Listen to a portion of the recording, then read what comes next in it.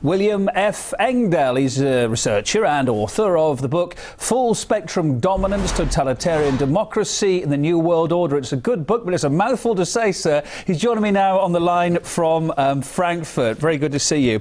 OK, I think you were listening in there to what our correspondent in New York was saying.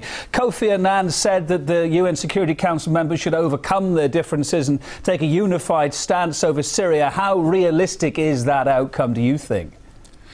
I don't think it's realistic at all right now, because the standpoint of of Russia and China is diametrically opposed to the standpoint of Washington, which is for intervention and regime change. They've made it abundantly clear, because this is as I've said before, and I documented in the Full Spectrum Dominance book, it's a part of a long-term Pentagon strategy.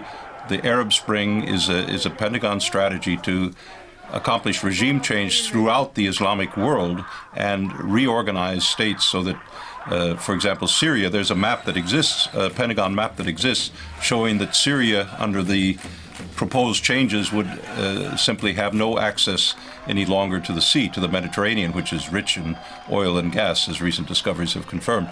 But it's being financed. The opposition, so-called opposition inside Syria, is being financed and weaponized by Saudi Arabia, by the Emirates, especially Qatar. The propaganda coming out of Al Jazeera and Qatari-owned outlets is very one-sided, and it makes it appear to be a black and white situation, which it is not at all. It's interesting you mentioned Qatar there. Of course, only today all 6 Arab League states said they're going to close their Damascus embassies because of the violence. What impact's that going to have on the new peace plan proposed by Russia and the Arab League? What's the knock-on effect going to be?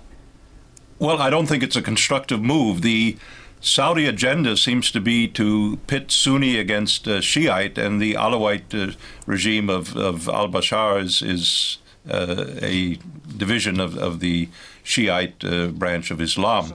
So there's a much larger agenda. There's Salafists or Wahhabite radicals being inserted through Turkey and other places into Syria, according to reliable reports.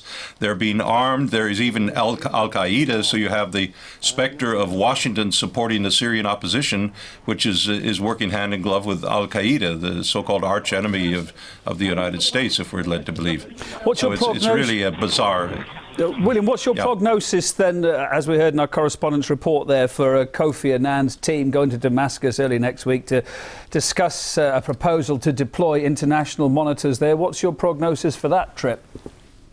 Well, I think what she said at the end is exactly the relevant point, that the Syrian national opposition, so-called, denounces the Kofi Annan mission within hours of his leaving Damascus, indicates that they're not about to have any dialogue for a peaceful resolution of this. So as long as the arms are flowing in, as long as the opposition is being trained by French intelligence, British intelligence, U.S. intelligence to make this insurrection, we're going to have fighting, and the news reports are going to slant it in the West. William, we've talked about this almost ad infinitum, haven't we, over the last year or so? I mean, well, it's been going on for a while, hasn't it? Indeed, a year on. What are your thoughts now, looking back at what's happened? What do you think is going to happen over the next 6 months? Will this violence be overcome through political means and dialogue? Is there more room for it now than there was 6 months ago?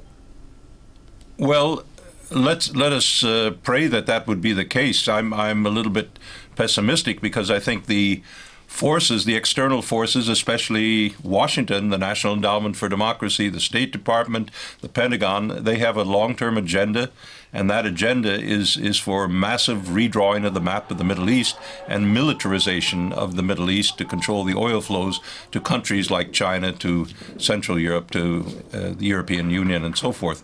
It's part of a militarization of the entire Islamic world that's underway, and that I don't think is going to lend itself to a peaceful resolution.